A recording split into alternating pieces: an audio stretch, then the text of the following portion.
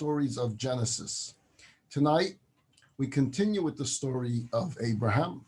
Last week, we finished off with a discussion of Abraham being chosen. And we took a quick tour throughout the 5 books of Moses and through some of the books of the prophets to show where either God himself or the prophets themselves use the word chosen when it comes to the Jewish people, but they offer an explanation, chosen for bringing blessings to all the families of the face of the earth, that through our chosenness and through our mission and through our responsibility that God gave to us, we will ultimately make the world a better place for all of mankind. And so we often have to ask the question when we use the word chosen for what and how? How do we behave chosen? If we are chosen, what are we supposed to do about it? How do we fulfill this mission of being a chosen people? And the answer is simple. God would not just give us a title of being a chosen people without giving us the instruction booklet. God gave us a manual, a chosen people manual, how to live like a member of the chosen people. And it's called the Torah. That's what the Torah is for us. It's our life manual of exactly what God expects of us. In order, by us fulfilling it, we will bring blessings to all the families on the face of the earth. So the question is not if you are chosen. The question is, what are you doing about it? Are we living up to it? Are we behaving like an ambassador? Are we living our lives like God's ambassador? So let's take a look at reading number 6 that I'm going to put up on the screen. Abraham went as God had directed him, and Lot went with him. It was his nephew. Abram, again, at this point in the Bible, his name is Abram. God will later change it to Abraham as we know it. Avram, and then later changed to Avraham. So Abram was 75 years old. So when we discussed last week the mission to leave his birthplace, to leave his father's house, Abram was 75 years old at the time. When he left Haran, Abram took his wife Sarah, and they left, heading towards Canaan. Now, when they came to Canaan, Abram traveled through the land as far as the area of Shechem, coming to the plain of Moreh. And then there was a famine in the land. There was no food in the land of Canaan. So Abram heads south to Egypt to stay there for a while, since the famine had grown very severe in the land. This is from the text of the Torah itself. As they approached Egypt, he said to his wife Sarah, "I realize that you are an attractive woman, and when the Egyptians see you, they will assume that you are my wife, and they're going to kill me, allowing you to live, because they're going to want to take you. If you were to say that you are my sister, then they'll be good to me for your sake. They're not going to kill me. They'll try to be nice to me because they're all going to want to win your hand. And through your efforts, my life will be spared." When Abram came to Egypt, the Egyptians saw that his wife was very beautiful, just like Avram had predicted. Pharaoh's officials saw her and spoke highly to her to Pharaoh. The woman was taken to Pharaoh's palace, and he treated Abram well because of her. And Abram thus acquired sheep, cattle, and donkeys. God struck Pharaoh and his palace with severe plagues because of Abram's wife Sarah. And Pharaoh figures it out. He summons Abram and says, "How could you do this to me? Why didn't you tell me that she was your wife? Why did you say that she was your sister, so that I should take her to myself as a wife? Now here is your wife, take her and go." So this is one of the opening stories. Soon after, God tells Abraham, start this new nation, start this new people, go on this new mission. And what's the first story that we hear right after that? There's a famine in the land. He goes down to Egypt. His wife is kidnapped. Strange way to start off a new mission. So if you were to ask yourself, on this first mission of God to Abraham, how well did the trip go? As soon as he gets to the land that God told him to go, there's a famine in the land. Now that doesn't make sense. If God is sending you on a mission, you would expect there to be a welcoming committee there waiting to greet you. Instead, you come to the land of Canaan and there's no food. There's a hunger. So he's forced to go down to Egypt because that's the only place where there's food. What happens when he goes down to Egypt? His wife is taken by the king, by Pharaoh. Now, what we're here is we're not going to dissect every detail of every story because there's so many questions on this story. And when we studied it inside the text, we spent weeks and weeks on this one story alone. But what I want to point out from this is a simple message and a simple lesson that we can all learn from this. It's not going to be easy. The story of our people, the story of our history, the story of our destiny, the story of our lives. It's not going to read like a script that you and I would write. God tells Abraham to go to the promised land and everything is going to be perfect. Everything is going to be paved in gold. Everyone is going to welcome you in because God told you to come. It doesn't work that way. The Torah is not a once upon a time story. It's not one of those stories and they lived happily ever after. It won't always work out the way you wanted, and it won't always work out the way you expected it. The most predictable thing about God is that he's unpredictable. Life will take you for a ride and it will need you to hang on. You need to adjust to circumstances, but you have to remain steady in your faith, in your commitment, and in your mission.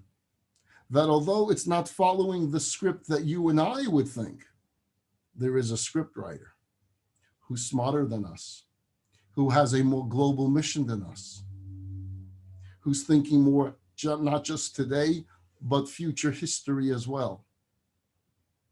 Every journey in life, and every day in life is filled with purpose. It may be a mystery to you, but life is a complicated system. So to be chosen is to recognize that each and every day, in whatever circumstance you find yourself in, there is a role for you, a role only for you to play. And no one can do your part, only you. This was a script written by the producer of the play for you. They're your lines, they're your parts. He provided the background music, he provided the props, he provided the stage, but the lines are yours. There will be tests, there will be challenges of our faith, and we see this in the very first Jew in Abraham's life. There will be tests of Abraham's faith as there will be tests of our faith throughout our lives. And as we're going to start today the study of the binding of Isaac, we will study soon the meaning of a test. What does it mean to have your faith tested?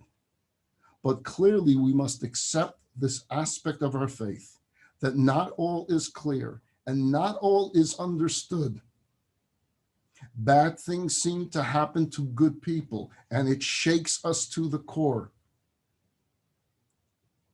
It doesn't have to shake our faith. Our faith has to remain strong, that there's a divine plan. And I'm a part of that divine plan. And although I may not understand it, I'll add to it. I may not like it. I may not welcome it. Nevertheless, I know there is a plan. So here is Abraham listening to God. He's starting on this new mission, and nothing seems to go right. Now, the truth is, the ultimate reality is everything went right. Everything went exactly as it was supposed to go. But us, the audience, when we're watching it, we're wondering what's going on. Why, after Abraham arrives in the land of Canaan, does he have to be greeted by a famine? Why, when he arrives in Egypt for food, is his wife kidnapped? So I'll fill you in just a little bit as the Talmud explains it. There is terminology called Maaseh Avos, Siman Labanim. The patriarchs didn't just live their lives for themselves.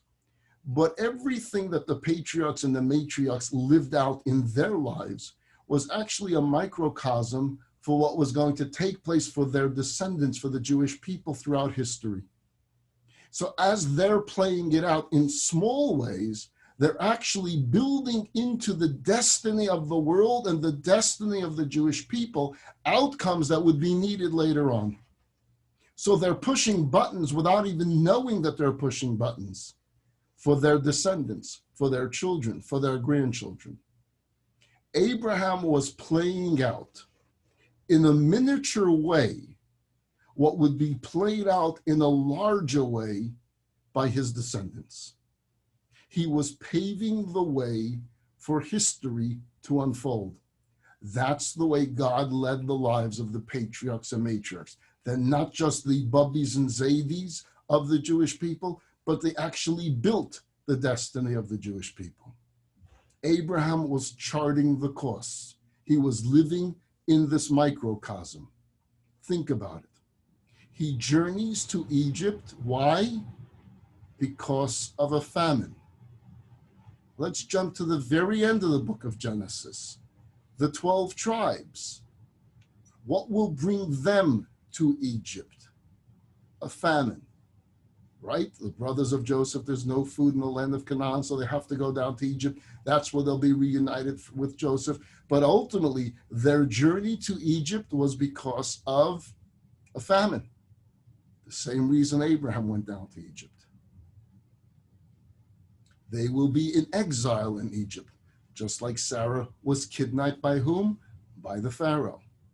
Ultimately, the Jewish people will leave their enslavement in Egypt, and when they will leave with many gifts and with much wealth. Look at the story of Abraham. It says that when Sarah left the palace, it described, and he gave Abraham cattle and sheep. He gave him many, many gifts. The microcosm is being built into the destiny of the people, into the destiny of our future, into the destiny of our history. There's something else going on here. Abraham's fame is beginning to spread. He's not going on a mission to be an isolated, lonely man that the world will never know about. Abraham will become a world figure. The world will always know about the Jewish people. We may always be small in number, but they will always know about us. We will always be on top of the news. We will always be the focus of every government, even governments that have a minority of Jewish people within their land. We're not isolated. We're not anonymous. We're there because we play a major role in unfolding goodness, morals, and ethics in the world. Those that hate goodness will hate the Jewish people. Those that want goodness will embrace and love and welcome the Jewish people. Now, there are many stories found in the Medrash about Abraham that took place before he turned 75 years old, before this first command of Lech Lecha. Abraham didn't just turn 75 on his first day of life. He lived 75 years. Many stories took place with Abraham during those 75 years. Some of those stories are quite famous stories. Some of them you probably heard in Hebrew school or in day school. They were fascinating stories and courageous stories. Abraham risked his life for God before God ever said a word to him. I'll give you a few such samplings. I'll put some reading up on the screen for us. Abraham was weaned. He began to explore and think. Though he was a child, this is again a story from the Medrash about Abraham being a young child, he began to think incessantly throughout day and night, wondering, how is it possible for the sphere to continue to revolve without having anyone controlling it? Who is causing it to revolve? Surely it does not cause itself to revolve. He had no teacher, nor was there anyone to inform him. Rather, he was mired in custom among the foolish idolaters.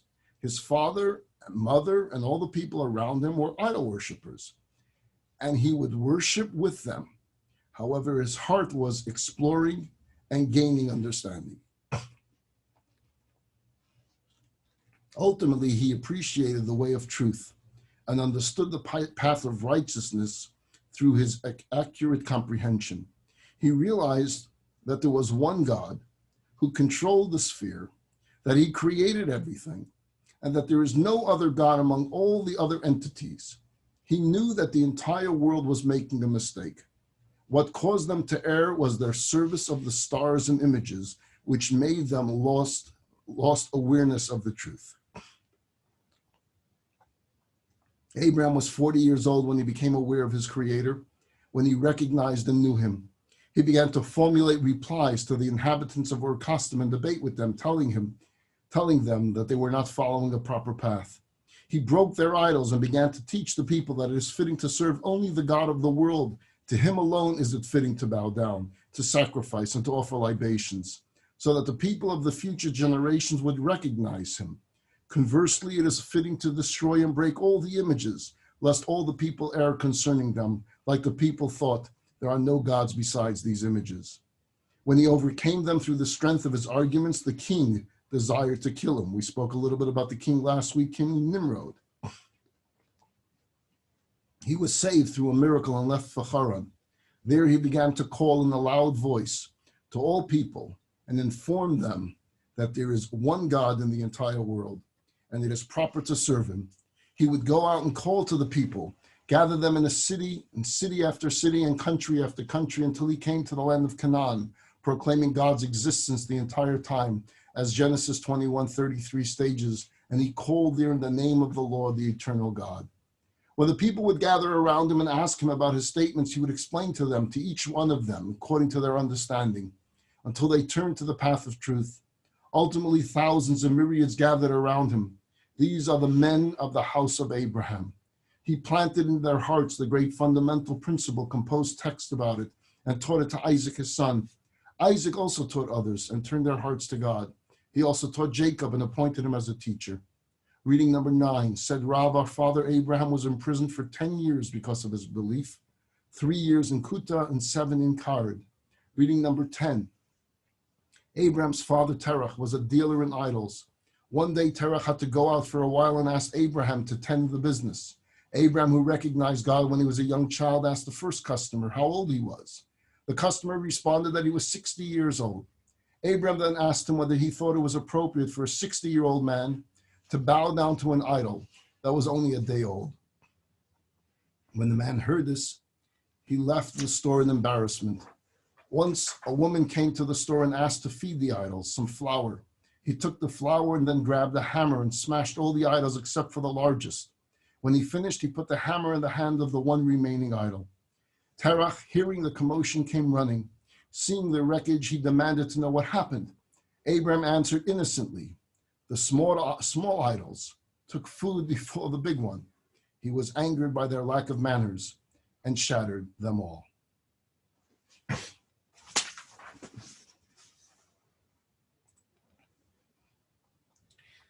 And so we have stories about Abraham. Abraham was already doing remarkable things before the commandment came at the age of 75. So the question is, why is there no explicit mention of any of these stories in the Torah itself? We get them passed on from the Medrash, from the stories of the Bible, but we don't find them written explicitly in the Bible. The Bible starts the story of Abraham when he's 75 years old.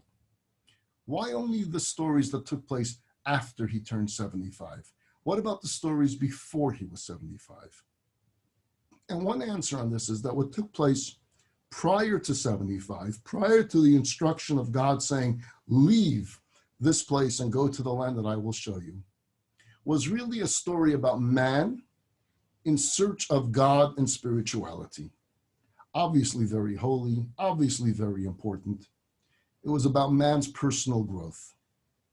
But because it was man's initiative, it's limited to human logic and comprehension. It's a rational way of thinking. Abraham arrives at these conclusions rationally, intellectually. The revolution at Sinai, which really begins when Abraham turns 75, although Sinai happens years later after the Jews leave Egypt, really the mission of Sinai begins with an Abraham, and it begins with Abraham being instructed by God, leave your parents' house, What does that mean? Leave everything behind, even your rational thinking. It's connecting to God in a whole new dimension, a godly dimension that is above what the mind can come up with on its own. And true, clearly, Torah involves the human mind. Torah is a study of the human mind. Torah involves chachma, wisdom, understanding, and knowledge. But it's not subject to it. It's not directed by it. It's not dictated by it. The intellect receives from God and then tries to embrace it intellectually. Torah is above us. When God is saying to Abraham, leave your place, it means leave everything and attach yourself completely to me. You see, in a human reaching out to God relationship, pre-75, as I'll call it, we each write our own Bible because we each experience things differently. We're each moved by things differently. Some are moved and wowed by nature, right? You see the Grand Canyon and you feel spiritual. Some can go to the Grand Canyon, look at it and say it's a big hole in the ground and move on. Everyone responds differently by your very nature. Some love music. Some can write music. Some can appreciate music. Some can play a violin. Some can't even play the drums. Some are moved by prayer. Some don't feel prayer touches them. Some enjoy silence. Some enjoy noise. We each are very different. So we're each writing our own journey to get to God, so to say. But the story post-75, the story of Lech Lecha, the story of God instructing Abraham to leave his birthplace, to leave his home, and to start something new, that's God reaching out to a human. That's God to human relationship. And God to human relationship, we may each respond differently to the commandments, but it's the exact same commandment for each and every single one of us. The mitzvah is exactly the same. You see, Moses put on the tefillin exactly like you put on the tefillin. The mitzvahs that are coming from God, that's above our separation of intellect, above our own likes and dislikes. Everything Abraham did until 75 years old was great. It was heroic. It was far beyond anything Noah ever did, nor any human being up until his times. And for this, God chose him to start something entirely new. Not just to seek godliness, but to carry out God's will. You see the difference? In one case, you're trying to search for God. In the other, you work for God. You're his ambassador. They're very different. To be God's chariot. There's one thing to be a loyal citizen. There's another to be a minister. Pre-75, Abraham was a loyal citizen. When he turned 75, and God instructs him on this commandment of becoming a new nation, he becomes a minister. He becomes an ambassador. Our relationship moves from the human territory to the divine territory. It transcends the human ego because it is God's will now, not mine, not yours. And when it comes to God's will, that instruction is given to us equally. See, the mitzvah that are given to us in the Torah is the union between a mortal human being and the infinite creator. And all this began with one mitzvah, with those words, Lech Lecha, leave. Go start something new. Leave yourself. Leave your own intellect behind. Come ride with me. Come join me. Come assist me in making this experiment of the world a most successful one. Because if you can compare it to 10 generations earlier, the experiment of the world was a failure. And a flood had to come and start all over again. God is asking Abraham, come work for me. And together we're going to make the experiment work. That's who we are. And thereby all the families of the earth will be blessed because of you, God says to Abraham. And thereby all the families of the earth will be blessed because of each and every single one of you. That's the story of Abraham. We're going to jump ahead now.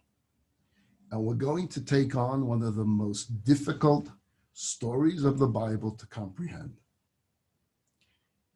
It leaves us with lots of questions, some emotional questions, some questions on God, some questions on Abraham, some questions on Isaac. The story is such an integral part of the Jewish people that we recite it in our prayers every single day, that it is said in every synagogue in the world on Rosh Hashanah. And what we will do starting this week and continuing over the next few weeks is an attempt to understand and to analyze not only what the story was about, but more so, why is the story so fundamental to Judaism that makes it important for us to study each and every single day. Background. Today we'll get to the background, and maybe through a lot of the questions. We'll leave you in suspense for a week. We find in Abraham's life that he was not just tested one time in his life, but we say Asora Nisyonos. Abraham was tested 10 times by God. The 10th and final test that we will delve into is called the binding of Isaac. By now, my guess is most of you are familiar with the story. God comes to Abraham and says, take your son, your only son, takes your son Isaac, and bring him as a sacrifice on the mountain that I will show you. And Abraham goes, and he's doing it. He's willing to do it because God asked him to do it. At the very last moment, an angel calls out and stays his hand and says, it was just a test. God just wanted to see if you're going to do it, but now that he sees, you don't have to do it. But this wasn't the first time God challenged Abraham. The Amad Bekulam, he passed every one of the 10 tests. 10 times in his lifetime he was challenged, 10 times he passes the test. And he passes it with flying colors. So before we begin to analyze the binding of Isaac and all of the questions that come along with the binding of Isaac, let's first understand the meaning of the test. Let's start with a simple question. Any of you out there that are teachers, why does a teacher test a student? And trust me, when we're students, we really ask that question. Leave us alone. It's hard enough that we have classwork, and then you give us homework. What do we need this exam for? Stop with the exams. Stop with the tests. Stop with the midterms. Stop with the finals. Let us live a little bit. Who needs the test? So why does a teacher ever test a student? So we can give a number of answers. Number one, for the teacher to see what the student knows. A good teacher wants to know, how's my class doing? Are they comprehending anything that I'm saying? Or am I talking to the walls? Am I going too fast for them? Am I not explaining it properly? So the exam really is not so much a test of the students as much as it's a test of the teacher himself or herself. How am I doing? Do they understand this? These are the questions that I would have hoped they understood in the last 30 days of me teaching or the last week of me teaching. So it's for the teacher to know. Number two, part of a continuation, to assess the effectiveness of the type of instruction that the teacher is giving. Do I need to change my method of teaching? Number three is more to challenge the student. What did you do the night before an exam? You crammed, right? You studied, you put yourself into it. You did it more because there was an exam the next day. You didn't do it a week before, but suddenly right now, this challenge of an exam has you going. And so you pay more attention to the studies. Number four, it's to motivate the student throughout the year to study well, because when the exam comes, I want to do well on the exam. Number five is to compare students to see which student has more learning difficulties, which student is more advanced. The teacher wants to know in comparison to one another how the class is doing, which kids need more help, which kids need more attention. And finally, it's to monitor progress from exam to exam. Did we make any progress in the last semester? Those are some of the reasons, and I'm sure some of you educators have different reasons as well. So if we use the word test with Abraham, most of these explanations that I just gave you make little sense. Because if God knows all, if God is infinite, if God knows Abraham, if God knows the future, why test him? You know the score. You know he's going to pass. If God is the teacher in this example, and the teacher is infinite, then all the information that the teacher could possibly gain from the exam, an infinite teacher, namely God, already knows because he's infinite. Especially when we're dealing with the tests such as the binding of Isaac, where there must have been tremendous pain involved. Why put Abraham through all of this if you know the result? If you're infinite and you know he would pass the test, why make him go through it and make him suffer for those 3 days, thinking that he's going to bring an end to the life of his son? Perhaps we can have a better understanding if we move away from the English word, test, and we look at the Hebrew word the Bible uses. Because the word in Hebrew in the Bible is nisayon. The English translations go ahead and they put the word test. But test is a poor translation, although we continuously say, and God tested Abraham 10 times. We accept that English translation, but it's not exactly if you think about the word nisayon. What does nisayon mean? It comes from the word nes. Nes is a pole like a flagpole, which stands high and could be seen from a distance. Nes is also used to describe a flag, a banner. It's something for people to see. It's something that's visible and recognized from afar. So a ship in the ocean would have a flag in which identifies the nationality of that ship. And that flag needs to be seen from a great distance. The nisayon is not a test that exists for the tester. It's not for God's sake. It's not for God to know. God knew. Let's take a look at some text here. This is from Genesis chapter 18. Let me put it up on the screen for you. And God said, "Shall I conceal from Abraham what I'm about to do? And Abraham will surely become a great and mighty nation, and all the nations of the earth will be blessed through him. For I know him. He will command his children and his household after him that they keep the way of Hashem, doing charity and justice, in order that Hashem might bring upon Abraham that which he had spoken of him." I'm going to keep the text up on the screen and just explain it to you so that you can continuously look back at the text and see the point I'm making. This text from the Bible comes from a different story, not from the story of the binding of Isaac.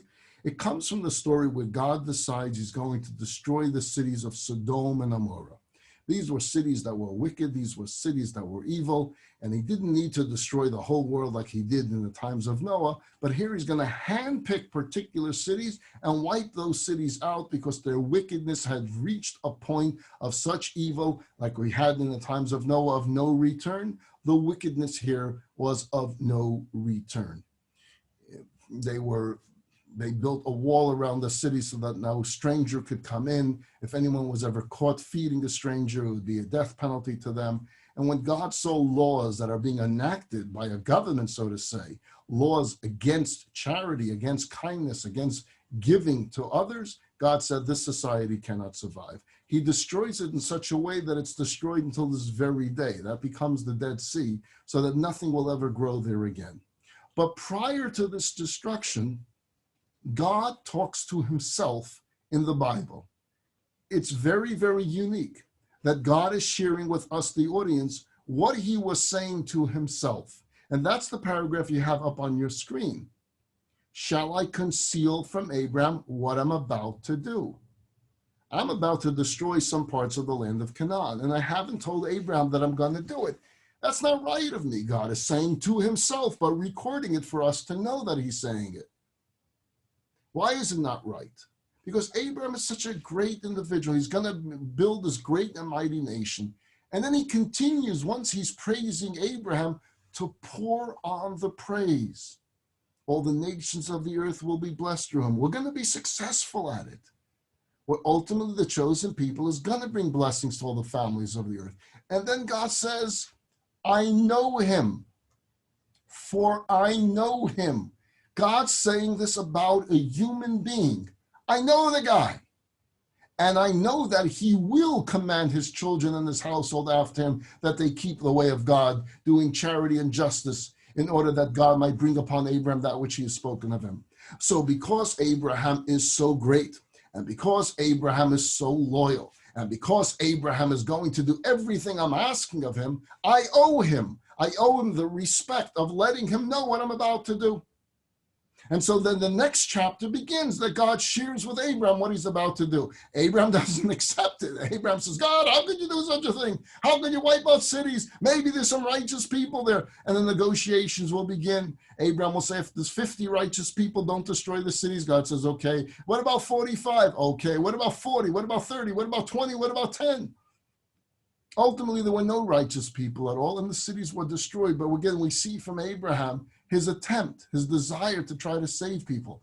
But what I want to point out from that paragraph is God knew him. He told us already he knew him, right? He said, I know he's going to do everything I ask him. I know him. Well, if you know him, God, why are you testing him? If you know him, why are you telling him, bring your son, your only son, and bring him as a sacrifice?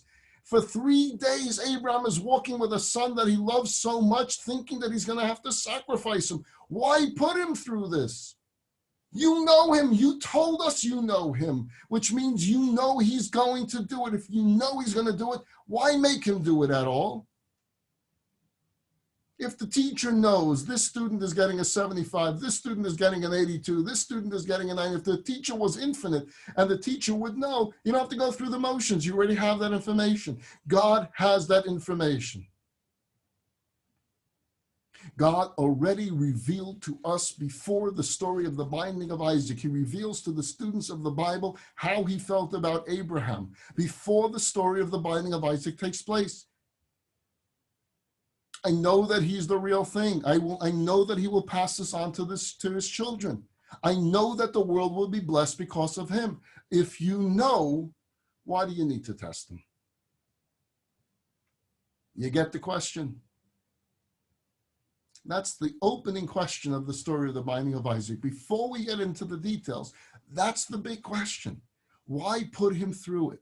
I know you have the emotional questions of how can Abraham be willing to do it? There's so many questions that we can ask and that we will ask next week. But the big question really is, why the whole thing? And the answer is that the test is not for God's knowledge. It's not for God's benefit. It was for Abraham's benefit. It was for our benefit, and it was for the world's benefit. Were it not, God never would have put him through it. You see, many latent potentials are never actualized unless they're tested. There can be someone that has the greatest skill, born with the greatest skill to shoot a basketball in a hoop, or to take a bat and hit a ball and it can go 400 feet. But if they never get on the field, or they never get on the basketball court, or they never touch a basketball, no one will ever know nor will they ever know. There are people that have the skill and the talent to be great artists, but if no one ever takes a brush and a canvas to them, they will never know, and the world will never know. Are people with the skill of being the greatest musicians, but if they never sit by a piano or play a guitar or touch a violin, they will never know what they have, and the world will never know. It's only when we push ourselves to the limit, when we're challenged, that we begin to know what we really have inside. When faced with the demands of a test, of a challenge, that's when we find out who we are. In order for Abraham to succeed at his mission, and I'm not just talking about the mission in his life, but I'm talking about the ultimate mission of Abraham and the people of Abraham. He needed to have been brought, as we say in Hebrew, min hakoach el hapoel, from potential to actual. God knew that Abraham had tremendous strength and faith and conviction and confidence and character. God knew that. Did Abraham know what Abraham had? More importantly, would have Abraham's children and grandchildren known what Zaidi had? The strength and conviction of Zaidi. Would have the Jewish people throughout history known just how great Abraham's faith was? Would the world have ever known who Abraham was? See, only because Abraham lived through it, went through it, do we now know not just what Abraham has inside him, but because we carry the DNA of Abraham, we know what we have inside us. A lot more to say on the binding of Isaac. We'll continue this next Monday night, 7:30. I want to wish everybody a very, very happy Purim. This Thursday night and this Friday is the celebration of the holiday of Purim. It's a festive day, and wow, do we need joy more than ever. So let's make Purim this year a very festive day, a joyous day. Let's celebrate. Purim is about turning darkness into light. Let's turn all darkness into light. Let's turn to God Almighty and pray indeed that all the darkness comes to end. Only light, only simcha, only joy. I invite you to join me Wednesday afternoons at 12:30. If you need the link, go to jewishacademy.com/weekly. The links are there. Wednesday, 12:30, we study the chosen people. Have a great week, everybody. Take care.